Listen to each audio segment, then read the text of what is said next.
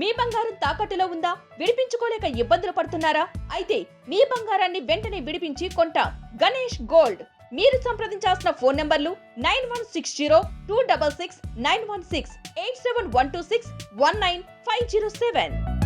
AP liquor case అరెస్టుల నేపథ్యంలో YCP అధినేత మాజీ సీఎం వైఎస్ జగన్ కొత్త ఆలోచన చేశారు. ఎంతవరకు వర్కౌట్ అవుతుందా లేదంటే అతనికే బూమరాంగ్ అవుతుందా అనే సందేహాలు వ్యక్తమవుతున్నాయి. తన పార్టీకి చెందిన ఎమ్మెల్యేలు ఎంపీలతో రాజీనామా చేయించాలని చూస్తున్నట్లుగా తెలిసింది. తద్వారా ఆ స్థానాల్లో కూటమి నుంచి ఎవరెవరు పోటీ చేస్తారో అనే చర్చను తెరపైకి తెచ్చేందుకు జగన్ ఈ దిశగా ఆలోచన చేస్తున్నట్లుగా సమాచారం. జగన్ రాజీనామాల అస్త్రంపై మరింత విశ్లేషణ మా మేనేజింగ్ డైరెక్టర్ రాజేంద్ర అందిస్తారు. ఎస్ వెంకట్,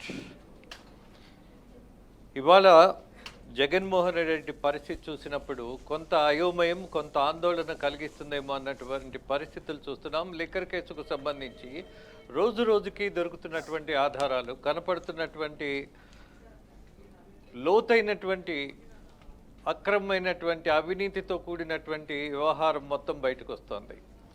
దుబాయ్లో డెన్లు పెట్టారు, హైదరాబాద్లో డెన్లు పెట్టారు, అలాగే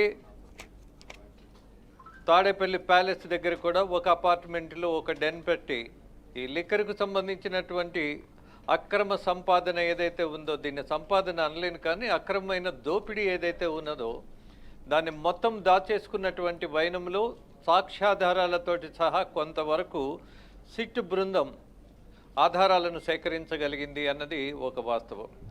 ఇందులో భాగంగా ఇప్పటికే 12 మంది ఇంక్లూడింగ్ మిథున్ రెడ్డి ఎంపీని కూడా అరెస్ట్ చేసినటువంటి వాస్తవం నిన్న మొన్న మనం వార్తల్లో చూసాం. అలాగే అతను రాజమండ్రిలో ఉన్నటువంటి విషయం కూడా అందరికీ తెలిసిందే. ఇక రాజమండ్రి జైల్లో కూడా ఆయనకి 10 వసతులు కావాలని చెప్పేసి డిమాండ్ చేయటం, ఆ 10 వసతులను ఇవ్వాలని ఏసీబీ కోర్టు ఆదేశించింది జైలు అధికారులు. ఆయనకి పేపర్ దగ్గర నుంచి, బెడ్ దగ్గర నుంచి, సహాయకుడి దగ్గర నుంచి, టీవీ దగ్గర నుంచి అనేకమైనటువంటి వసతులు ఇచ్చారు. ఇంట్లో కంటే బహుశా ఇక్కడే ఆయనకు వసతి కంఫర్ట్గా ఉంటుందేమో చూడాలి. ఇక ఇంటి దగ్గర నుంచే భోజనం, అలాగే బ్రేక్ఫాస్ట్ తోటి సహా ఆయనకి ఇంటి దగ్గర నుంచే వచ్చేటటువంటి పరిస్థితి. వాట్ టు సే, అసలు జైల్లో ఉన్నటువంటి వాళ్లకు ఇన్ని వసతులు ఎందుకు కల్పించాలి? ఇన్ని వసతులు కల్పించినప్పుడు ఇంట్లోనే ఉంచి గృహ నిర్బంధం చేసేస్తే సరిపోద్దిగా. జైల్లో అనవసరమైనటువంటి ఖర్చు ప్రభుత్వానికి ఎందుకు? వీళ్ళకి మళ్ళీ అనేకమైనటువంటి ఖర్చులతో కూడినటువంటి వసతులు, అట్ ద సేమ్ టైం రక్షణ వలయం అవసరమా? ఆలోచించండి. విచిత్రంగా లేదు? తీవ్రమైనటువంటి నేరారోపణలో ఉన్నటువంటి వాళ్ళు రాజకీయాల్లో ఉంటే, పదవుల్లో ఉంటే దక్కేటటువంటి గౌరవానికి బయట కంటే లోపల చాలా ఎక్కువగా కనిపిస్తుంది. ఎనీహౌ, ఇక విషయానికి వద్దాం. ఈ డెస్పరేట్ కండిషన్లో జగన్మోహన్ రెడ్డి తనకి రక్షణగా ఏం చేయగలడు? ఏం చేస్తే ఈ సమస్యల నుంచి బయటపడగలడు? ఇంతకుముందు సిబిఐ, ఈడీ కేసులు ఉన్నప్పుడు ఆయన అధికారంలోకి వస్తే ఏవైతే ఆయన మీద ఆరోపణలు ఉన్నాయో, విచారణలు ఉన్నాయో, కేసులు ఉన్నాయో వాటిలన్నిటినీ నీరుగార్చాలి అని అంటే అధికారం ఉంటే కొంత అవకాశం ఉంటుంది, పూర్తిగా అదే పరిష్కారం అవుతుంది అని ఆలోచించి ఆయన జైల్లో 16 నెలలు ఉన్నా సరే బయటకు వచ్చి నిర్భీతిగా నిలబడి, అలాగే పాదయాత్ర చేసి జనాన్ని నమ్మించి అధికారంలోకి వచ్చిన తర్వాత తన హవా నడిపించారు 5 సంవత్సరాలు. ఈ 5 సంవత్సరాల్లో చేసినటువంటి వ్యవహారాల్లో ఆయన ఇవాళ అవినీతిలో ఉన్నాడు, అలాగే అక్రమ సంపాదనలో ఉన్నాడు అన్నటువంటి వాదన, అలాగే వాస్తవాలు ఇవాళ పాలకపక్షం మనం ముందుకు తీసుకొస్తోంది. కానీ బట్ నిర్భీతిగా చెప్తున్నారు, నిర్భయంగా మాట్లాడుతున్నారు, మేము ఎందులో దోషులం కాదు, మమ్మల్ని కావాలని ఇరికిస్తున్నారు అని. మరి ఇలాంటి కండిషన్స్లో కూటమి ప్రభుత్వం సీరియస్గా తీసుకున్నటువంటి ఈ నేరారోపణల మీద పూర్తి ఆధారాలు ఉంటేనే ఖచ్చితంగా వీళ్ళని అరెస్ట్ చేయండి, లేకుంటే మాత్రం తూతు మంత్రంగా ఏదో కక్ష సాధింపు కోసం చేసినట్టుగా జనం భావించే దశొద్దు.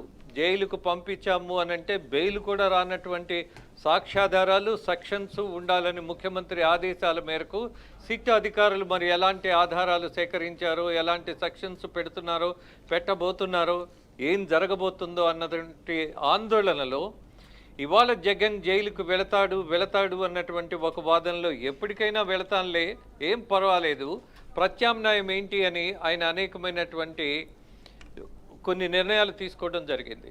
ఈ నిర్ణయంలో ఒక్కొక్కసారి చాలా విచిత్రమైనటువంటి పరిణామాలకు అవకాశం ఉంది. అందులో భాగంగా జగన్మోహన్ రెడ్డి ఇవాళ ఉన్నటువంటి రాజ్యసభ మెంబర్లను అందరినీ రిజైన్ చేయించడం, అలాగే 11 మంది ఎమ్మెల్యేలు ఉన్నారు ఆయనతో కలిపి, అలా రిజైన్ చేయించడం, అలాగే ఎమ్మెల్సీలను కూడా రిజైన్ చేయిస్తాడు అన్నటువంటి వాదన I don't think so, it is a logical one. I don't believe it. Because ఎమ్మెల్సీలను రిజైన్ చేయిస్తే మళ్ళీ ఎమ్మెల్సీ పదవులు దక్కాలంటే కుదిరే వ్యవహారం కాదు. ఉన్న వాళ్ళని వదిలేసుకోవడం ఎందుకు? ఇక రాజ్యసభ అయితే ఫైన్, అది కూడా తిరిగి వచ్చేటటువంటి అవకాశం కాదు. బట్ బీజేపీ తోటి ఒక ఒప్పందానికి రావటం, బికాజ్ ఇవాళ ఆయనకు ఉన్నటువంటి దిక్కు అలాగే కొంత సపోర్టు బీజేపీ కేంద్ర ప్రభుత్వమా లేకపోతే బీజేపీ పార్టీనా ఏమిటి అన్న దాని మీద ఆయనకు ఉన్నటువంటి సన్నిహిత సంబంధాలు ఎవరితో, ఐఎమ్ సారీ, అమిత్ షా తోటి, ప్రధానమంత్రి మోదీ తోటి, అలాగే ఆ పార్టీ అధినాయకులతోటి ఉన్నటువంటి సత్సంబంధాలు 5 సంవత్సరాలు ఆర్థికమైనటువంటి తోడ్పాటు ఆ ప్రభుత్వానికి, ఆ నాయకులకి, ఆ పార్టీకి ఇచ్చాడన్నటువంటి పేరు జగన్మోహన్ రెడ్డికి ఉన్నది. అదే ఉద్దేశంతో 5 సంవత్సరాలు ఆయన డిజిటల్ క్యాష్లో కనీసం మాత్రం ఆచరించకుండా లిక్కర్ సేల్స్ అన్ని క్యాష్ అండ్ క్యారీలో చేసినా కూడా కేంద్ర ప్రభుత్వం అధికారులు కానీ మంత్రులు కానీ ఆ శాఖకు సంబంధించిన వాళ్ళు కానీ పర్యవేక్షణ చేయవలసిన వాళ్ళు మాత్రం పూర్తిగా స్వేచ్ఛ ఇచ్చేశారు. డబ్బుకే అమ్ముకోండి మీ ఇష్టం అన్నట్టు వదిలేశారు. మరి ఇందులో ఏమై ఉండొచ్చు? దీన్ని కూడా మనం కొంచెం ఆలోచించాలి లోతుగా. ఇవాళ సన్నిహితంగా ఉన్నటువంటి పాలకపక్షం కేంద్రంలో ఉన్నప్పుడు ఒకే ఒక మార్గం జగన్మోహన్ రెడ్డికి ఆ పార్టీతో కలిసి అంతో ఇంతో ఒక సహాయం తీసుకోవడం, ఆ సపోర్ట్ ఉంటే బయటపడటం, అలాగే కేసుల్లో ఆయన అరెస్ట్ అవ్వకుండానో లేకపోతే విపరీతమైనటువంటి ఒత్తిడి పెంచకుండానో ఇవాళ కూటమి ప్రభుత్వాన్ని, ముఖ్యంగా టీడీపీ నాయకులను, ఇవాళ ఉన్నటువంటి ముఖ్యమంత్రిని ఆదేశించగలిగినటువంటి అవకాశం కేవలం మోదీ గారికో అమిత్ షాకో ఉన్నది అన్నది అందరికీ ఉన్నటువంటి అంచనా. ఆ అంచనాలో భాగంగానే ఇవాళ పూర్తిగా సరెండర్ అయిపోయి బీజేపీకి ఏది కావాలంటే అది చేయగలిగేటటువంటి రాజకీయంగా, ఆర్థికంగా ఏ కారణంగానైనా ఇవాళ వైసీపీ బీజేపీకి కొంత సపోర్ట్ ఇవ్వగలిగేటటువంటి అవకాశం కోసం వెతుకుతున్నటువంటి దశలో ఈయన ఈ తీవ్రమైనటువంటి నిర్ణయం తీసుకుంటారు అన్నది ఒక గ్లోబల్ ప్రచారంగా నడుస్తోంది. కానీ అందులో నిజమెంత అనంటే నాకైతే అందులో పెద్ద లాజిక్ కనపడట్లా. బట్ ఉన్నటువంటి డెస్పరేట్ కండిషన్లో బీజేపీ దగ్గర ఈయన పెట్టగలిగేటటువంటి ఒకే ఒక రిక్వెస్ట్ ఇది మాత్రమే కనిపిస్తోంది. బికాజ్ ఇక్కడ ఉచ్చు బిగిస్తోంది, ఆధారాలు దొరుకుతున్నాయి, ఇంకా పెరుగుతున్నాయి. అలాగే నేరారోపణల్లో ఏవైతే ఉన్నాయో లోతైనటువంటి విషయాలు పూర్తిగా ఇవాళ శిక్షలు పడేటటువంటి అవకాశం పెరుగుతోంది. ఒక ఎంపీని అరెస్ట్ చేసి లోపల పడేశారు అనంటే వాస్తవానికి ఇవాళ ప్రతి వాడు, అందులో ఉన్న వాళ్ళు భయపడేటటువంటి పరిస్థితే కళ్ళకు కట్టినట్టుగా తెలుస్తోంది. మరి ఈ దశలో జగన్మోహన్ రెడ్డి తీసుకునేటటువంటి నిర్ణయాలలో ఒకటి, తల వంచుకొని జైలుకు వెళితే పార్టీ కూలిపోతే మళ్ళీ అధికారంలోకి వస్తామన్నటువంటి నమ్మకం ఏదైతే ఉన్నదో వాళ్ళకి, అది నమ్మకమా కాదా అన్నది చర్చనీయాంశం కాదు. వాళ్ళు పదే పదే చెప్తున్నది మేము వచ్చిన తర్వాత, అసలు వచ్చినట్టే చెప్తున్నారు. మరి వచ్చినట్టు చెప్తున్న వాళ్ళకి రావాలన్నటువంటి స్ట్రాటజీ ఉంటే ఇవాళ ఉన్నటువంటి డెస్పరేట్ కండిషన్స్లో ఎవరి తలపైనా వాళ్ళు కొట్టచ్చు, దేన్నైనా అంగీకరించవచ్చు, అలాగే ఎవరినైనా కన్విన్స్ చేసుకునే దశలో ఏ నిర్ణయం తీసుకుంటారు.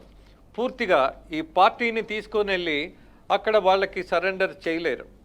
బట్ ఈ పార్టీ బతుకుంటేనే ఒక బార్గైనింగ్ కెపాసిటీ ఉంటుంది అన్న లాజిక్ సెన్సు జగన్మోహన్ రెడ్డికి ఉంది.